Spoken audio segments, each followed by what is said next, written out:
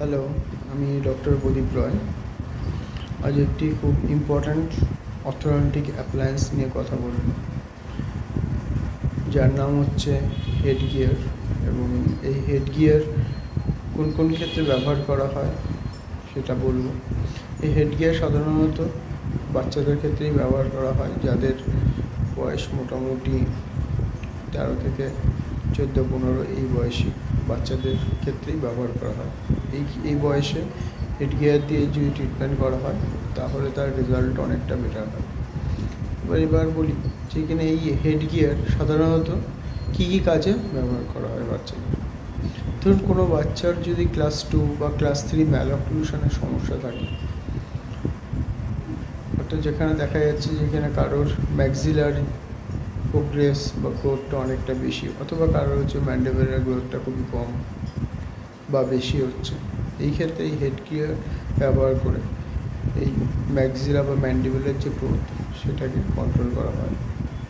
এবং এর পাশাপাশি দাঁতের যে সেটিং বা অ্যালাইনমেন্ট, যে সমস্ত বাচ্চাদের ঠিকঠাক থাকে না, যাদের ওপেন বাইটের সমস্যা আছে বা ডিপ বাইট সমস্যা বা ওভার জেটের সমস্যা আছে, তাদের ক্ষেত্রে এই হেড গিয়ার ব্যবহার করা হয়। এর ফলে কী হয় যে কিনা ওদের দেখা যায় যে কিনা ম্যাক্সিলার ক্ষেত্রে ম্যাক্সিলার যে গ্রোথটা হয় সেটা ডাউনওয়ার্ড এবং ফরওয়ার্ড গ্রোথ হয়, এবং সেই কখনো কখনো এই গ্রোথকে রেস্ট্রিক্ট করে তার ম্যান্ডিবুলার গ্রোথটাকে বাড়িয়ে দেওয়া হয়। তার ফলে তাদের ক্লাস 2 ম্যালঅক্লুশনটা আবার নর্মাল অক্লুশনে চলে আসে। আবার কখনো কখনো দেখা যায় যে কিনা এই যে ম্যাক্সিলার যে গ্রোথ ডাউনওয়ার্ড এবং যে অ্যান্টেরিয়র যে গ্রোথ বা ফরওয়ার্ড যে গ্রোথ সেটাকে বাড়িয়ে দেওয়া হয়।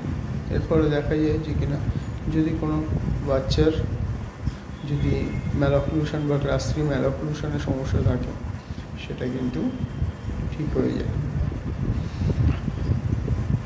এছাড়া দেখা যায় যে কিনা যাদের হচ্ছে ডিপ বাইটের সমস্যা আছে, তাদের ক্ষেত্রে এই হেড গিয়ার দিয়ে তাদের পস্টেরিয়র টুথের হচ্ছে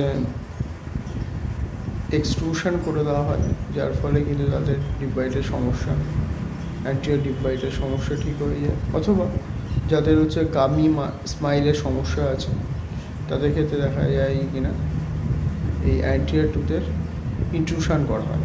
এর ফলে আস্তে আস্তে ওদের স্কেলিটাল যে প্যাটার্ন বা গ্রোথ সেটা চেঞ্জ হয়।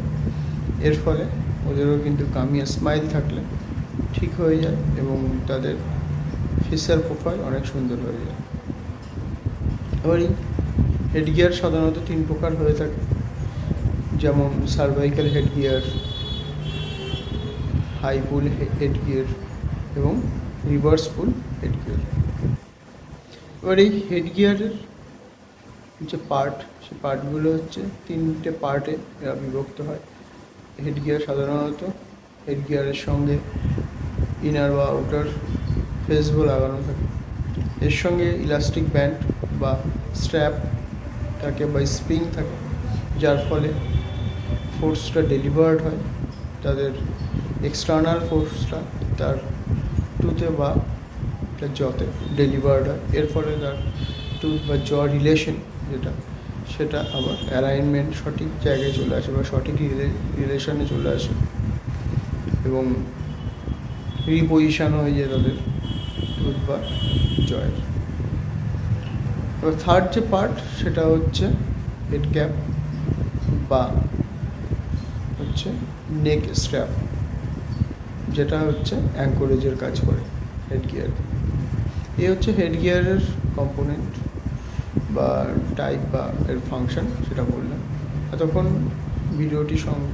থাকার জন্য অনেক ধন্যবাদ। আর এই ধরনের ভিডিও যদি ইন্টারেস্টেড থাকেন তাহলে অবশ্যই করে লাইক করবেন, কমেন্ট করবেন। ধন্যবাদ, ভালো থাকবেন, বাই।